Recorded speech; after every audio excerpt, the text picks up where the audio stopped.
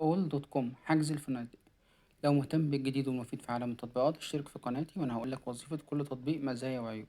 أول دوت كوم تطبيق في أكتر من 110 دولة، أكتر من 300 ألف فندق ونزل، ونزل للشباب وشقق مفروشة وفلل مفروشة ومقاهي وكافيهات زي ما انت عايز تسافر في أي حتة على حسب بقى زيارتك، رايح زيارة عمل، رايح رحلة رومانسية، زي ما انت رايح هتلاقي حاجة تناسب إمكانياتك، هتلاقي حاجة تناسب ظروفك المادية.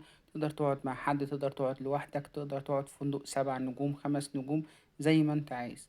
كمان التطبيق بيوريك صور للمكان اللي انت هتسكن فيه قبل ما تسكن فيه، وممكن كمان تلاقي تعليقات للمكان دوت والحاجات اللي كانت كويسة، الإيجابيات والسلبيات في المكان. السعر تاخد 10% خصم لو حملت التطبيق دوت على أي مكان من الأماكن اللي انت بتروح فيها. أي جنيه أو دولار أو سنت بتصرفه في التطبيق دوت بتاخد قدامه نقاط تقدر تستخدمها في حجوزات تانية.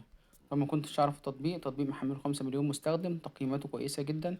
شير ولايك وسبسكرايب للقناة لو ما كنتش تعرف التطبيق وأول مرة تتعرف عليه. وده تقييمي للتطبيق.